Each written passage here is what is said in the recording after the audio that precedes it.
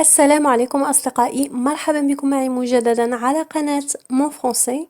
سنرى فيديو جديد من الفرنسية العامية وجمل جديدة من الحياة اليومية التي تستعملونها في حياتكم اليومية. سنراها بنفس الطريقة في الفيديو السابق. سأعطيكم الجملة باللغة العربية، فكروا فيها وحاولوا إيجادها بالفرنسية أنتم بأنفسكم. بهذه الطريقة ستتركز هذه الجمل في أذهانكم ولن تنسوها. إذا لنبدأ على بركة الله. Allez, c'est parti. الجملة الأولى: إذا أردت أن تقول لأحد هذا القميص سيكون ممتازا عليك. هذا القميص سيكون ممتازا عليك. ماذا سنقول بالفرنسية؟ كما العادة حاولوا أن توقفوا الفيديو وتفكروا في الجملة، ثم بعد ذلك أكملوا الفيديو. إذا بالفرنسية سنقول Cette chemise sera parfaite sur vous. Cette chemise sera parfaite sur vous. هذا القميص سيكون ممتازا عليك. يمكننا أن نعوض cette chemise بأي شيء آخر. Ce pantalon ou ce pull ou ce t-shirt. المهم أن الجملة ستكون sera parfaite sur vous ou sera parfait sur vous بالنسبة للمذكر. الآن إذا أردنا أن نقول لأحد توقف عن خلط كل شيء. توقف عن خلط كل شيء بمعنى أحد يخلط الأشياء، نقول له توقف عن خلط كل شيء. وكذلك في الفرنسية العامية خلط الأمور، يعني توقف عن خلط كل شيء، أمر بأمر آخر. إذا ماذا سنقول بالفرنسية؟ إذا بالفرنسية سنقول arrête de tout mélanger. Arrête de tout mélanger. Arrête de tout mélanger. توقف عن خلط كل شيء. Arrête de tout mélanger.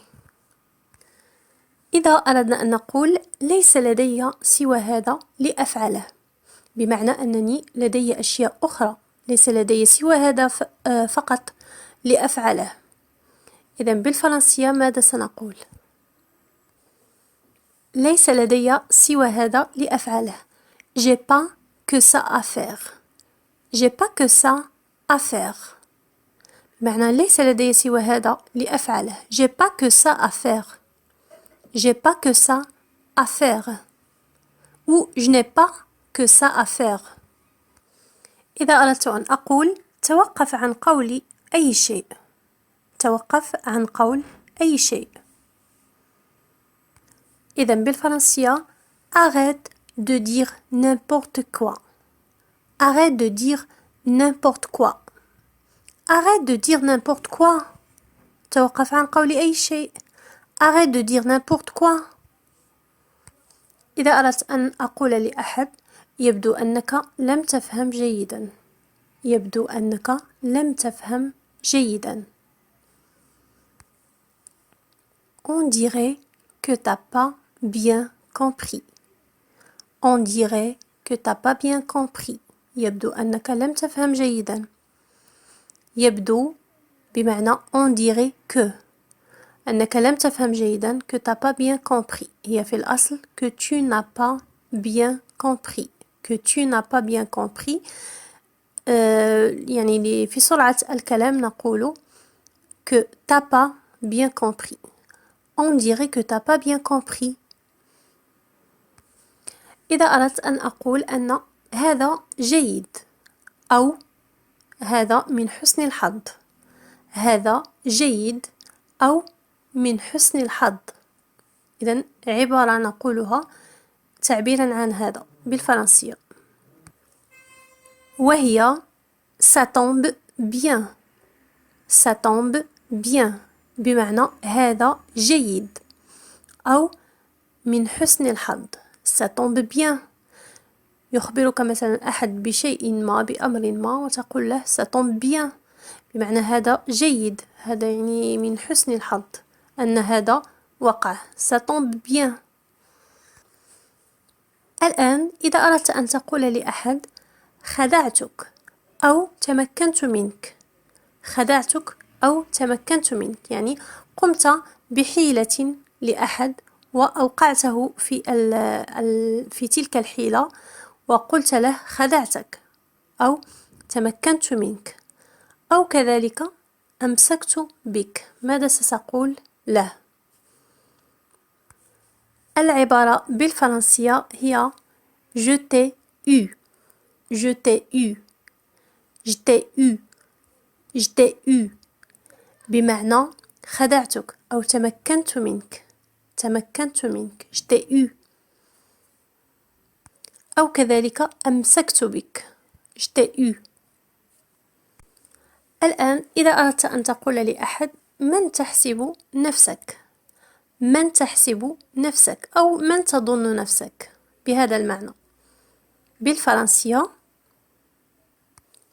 tu te prends pour qui tu te prends pour qui بمعنى من تحسب نفسك tu te prends pour qui tu te prends pour qui أو يمكننا أن نقول pour qui tu te prends pour qui tu te prends tu te prends pour qui من تحسب نفسك. أو إذا أردت أن أقول لو كنت مكانك، يعني تتحدث مع شخص وتقول له لو كنت مكانك لفعلت هذا وهذا. إذا بالفرنسية ستقول si j'étais à ta place، لو كنت مكانك si j'étais à ta place si j'étais à ta place par exemple je ferais ça ou ça si j'étais à ta place si j'étais à ta place. إذا أردت أن تقول بالفرنسية هذا مكان مثالي للراحة، هذا مكان مثالي للراحة،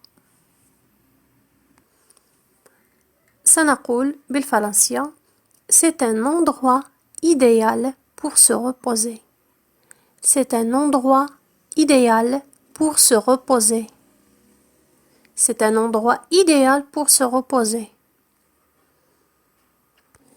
إذا كنت تحكي شيئا ما لأحد في الماضي وأردت أن تقول فهمت أن شيئا ما كان يحدث فهمت أن شيئا ما كان يحدث، ماذا ستقول بالفرنسية؟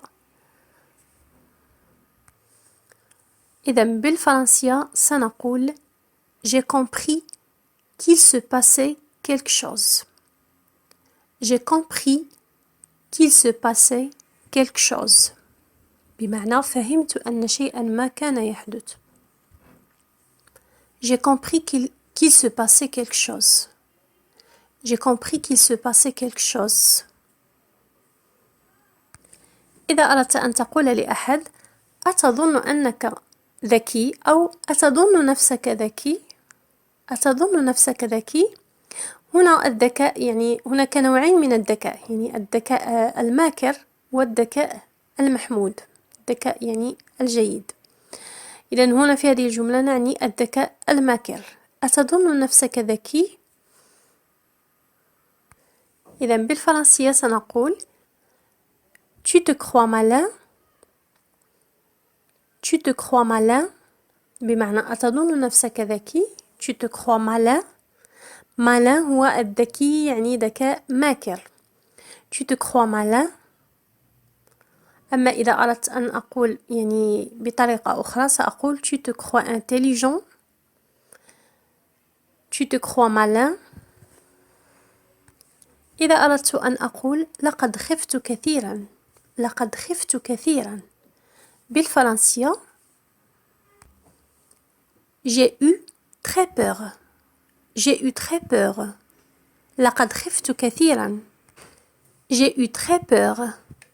إذن بالنسبة لهذه الجملة إذا أردت أن أقول أنا خائف سأقول j'ai peur أنا خائف ou j'ai très peur أنا خائف جدا. أما إذا أردت أن أقول لقد خفت في الماضي خفت سأقول j'ai eu peur ou j'ai eu très peur. أما إذا أردت أن أقول لقد كنت خائفا كنت خائفا سأقول j'avais très peur. j'avais très peur.